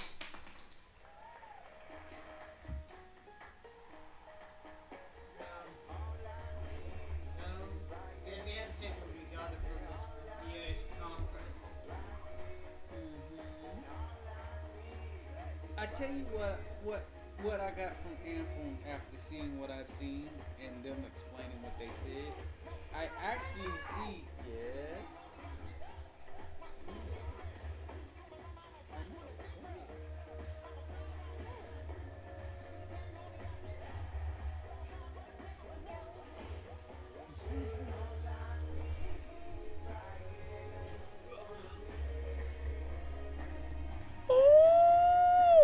I tell you what I got from Anthem.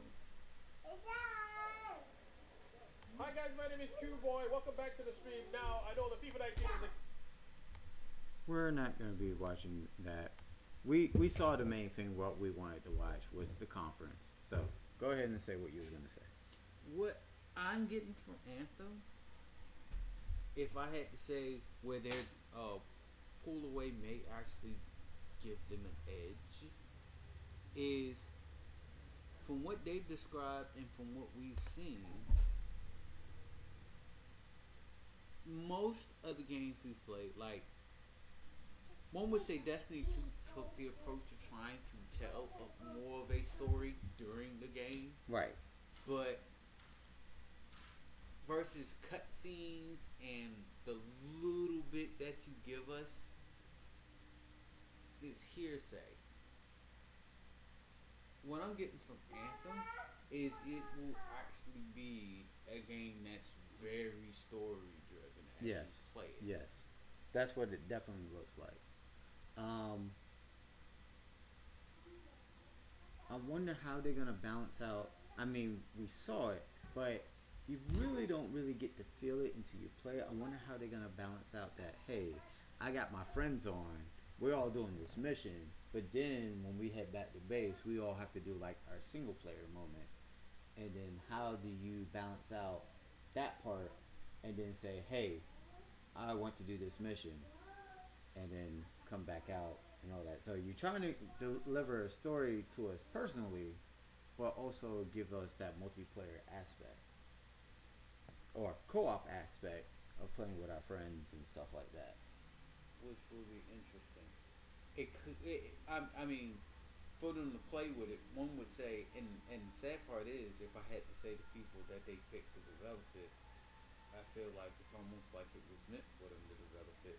BioWare. I feel like they would be the closest to finding that integral balance between the two. Right. We'll see. I'm also my worry also always been worried about this. Have high hopes for Anthem and all that stuff, but I'm also worried that when we get closer to launch point, because this is EA always set expectations high. If the game doesn't do as well as they expect, what is going to happen to the BioWare team? Yeah. We already saw they close Montreal over what happened with Mass Effect Andromeda. Oh, that one right there. Yeah, you still have... Didn't I get you Mass Effect Andromeda? You did. I still have it. Okay. I need to play around with it because from what I'm gathering, they did a lot of work. The reason why the game just didn't go as far as it could is with every setback they gave you. The system, how much time they had, how big the team was. Now, I thought this conference was actually interesting because other than Anthem and the Star Wars game and the indie games, I felt like a lot of it was just same titles that they normally bring out. They showed. Yes, they assured us that they're not doing microtransactions, which means EA is listening, which is good. But I feel like a lot of it is like a lot of the stuff that they showed today, minus Anthem, Star Wars. Well, they didn't even really show Star Wars. It was just mentioned. Well, they showed Battlefield 2. I'm more excited for what Respawn's gonna do with their take with Star Wars. I'm really excited to see that. But in the indie development games, they look really cool. But from there, most of it was, hey, we got a new Battlefield game. We are gonna put Battle Royale in it, but we still, which is good that they listen, we still put single player and multiplayer aspects in the game, which is great. That's right. They didn't just minus it out like a certain other company. Call of Duty. Activision. So, yeah. So, we're going to see how this goes. It's going to be interesting. So, we just saw Team Red, EA, for today. Tomorrow's Team Green. There's also 2 other conferences going on tomorrow. I will be watching them, but won't be streaming those. But I definitely be streaming Microsoft conference It's around 4 o'clock my time when that comes up. So definitely could be watching Team Green. Go back. Okay. So Devolver Digital. Y'all want to catch that. You know why you want to catch Devolver Digital? They're the ones over what's supposed to be happening with Metal Wolf Chaos. Okay. Well, that's later on that day. That's at night. That's Sunday night. So we got Microsoft our time at 4, Bethesda our time at 9:30, which we have to catch Bethesda. That's gonna be great. Yeah. I'm gonna be streaming the Microsoft one because the Microsoft is a general console. Want to see what they're doing. Plus, we've been hearing a lot of rumors that Microsoft has a new plan to bring back exclusives and all that to their system, which actually I got a comment about that. Actually watching this EA conference, I feel like with now more push with streaming and stuff like that, I feel like if there's gonna be more and more pushes with streaming and streaming to any device and stuff like that, I feel like what was it, the head of Ubisoft said the other day, we are starting to go to a point where don't really need consoles anymore. We're veering off away from that. So let's get you like one machine, a PC or something like that. Plus, all the titles that we saw today, minus Command & Conquer Rivals, everything else is available on everything. PS4, Xbox, Steam. Or if it's not Steam, PC. But either or, interchangeable. So it's available for everything. So I feel like for the big PC gamers out there, y'all in a good place right now, because yes, all the games are coming out for PC, and it seems like game exclusivity is dwindling. Minus like Sony Camp, they got it on lock with exclusives. But let's see if Microsoft can deliver tomorrow. So. Well, I've been hearing rumor, and this will be proven tomorrow. Microsoft's been buying a lot of other companies.